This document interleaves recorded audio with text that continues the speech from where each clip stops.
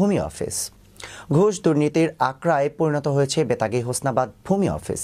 মোটা অঙ্কের ঘুষের মাধ্যমে চলছে মিউটেশন দাখিলা।